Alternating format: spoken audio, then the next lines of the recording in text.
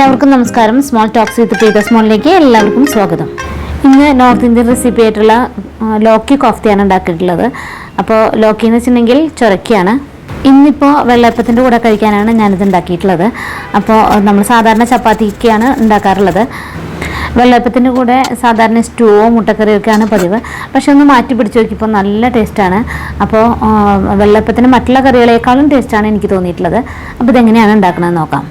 ചുരക്കി മേടിക്കുമ്പോൾ ഒരു കാര്യം ശ്രദ്ധിക്കാനുള്ളത്, നമ്മൾ ഉള്ളിൽ കുരു അധികം ഇല്ലാത്ത വളരെ മൂപ്പ് കുറഞ്ഞ ചുരക്കിയാണ് ഇതിന് ടേസ്റ്റ് ഉണ്ടാവുക. ചുരക്കി നന്നായിട്ട് ഗ്രേറ്റ് ചെയ്യുക. എന്നിട്ട് അതിൽ കുറച്ച് ഉപ്പ് ഇട്ടിട്ട് നമ്മൾ ഒരു 10 മിനിറ്റ് വെക്കുക. അതിനുശേഷം ഇതുപോലെ നന്നായി പിഴിഞ്ഞെടുക്കുക.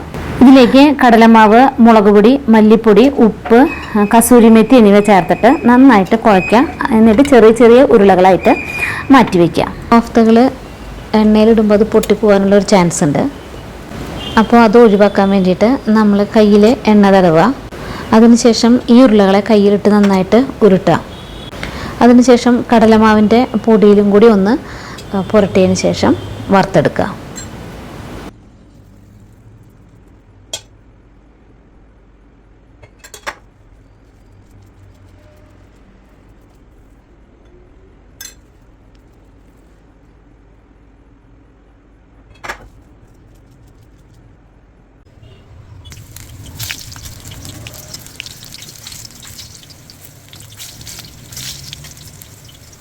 ഇത് ഗോൾഡൻ ബ്രൗൺ കളർ ആവുന്നത് വരെ വറുത്തെടുക്കുക.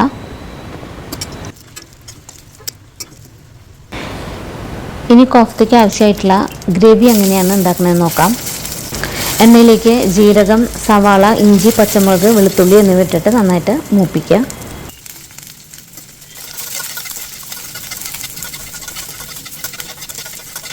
നന്നായിട്ട് ബ്രൗൺ കളർ ആവേണ്ട ആവശ്യമില്ല, ഒന്ന് ട്രാൻസ്പെറൻറ്റ് കളറായാൽ മതി. അതിനുശേഷം അതിലേക്ക് ടൊമാറ്റോ ആഡ് ചെയ്യാം. ഒരു ടൊമാറ്റോ നമ്മൾ വേറെ മാറ്റി വെച്ചിട്ടുണ്ട് പ്യൂരി ഉണ്ടാക്കാൻ വേണ്ടിയിട്ട്.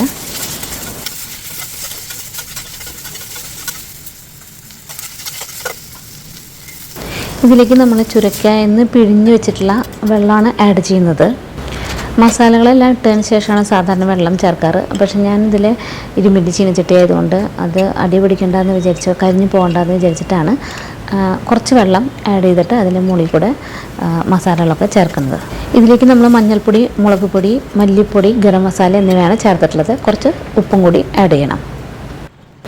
ഈ ഒരു ടൊമാറ്റോ നമ്മൾ മാറ്റി വെച്ചിട്ടുണ്ടെന്ന് പറഞ്ഞില്ലേ, അതിൻ്റെ പ്യൂരി ഉണ്ടാക്കി മാറ്റി വയ്ക്കുക.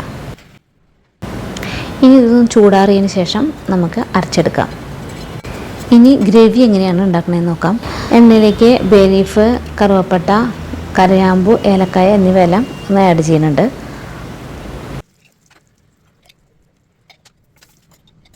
ഇനി ഇതിലേക്ക് അരച്ച് വെച്ചിട്ടുള്ള മസാല ചേർത്ത് നന്നായി യോജിപ്പിക്കാം.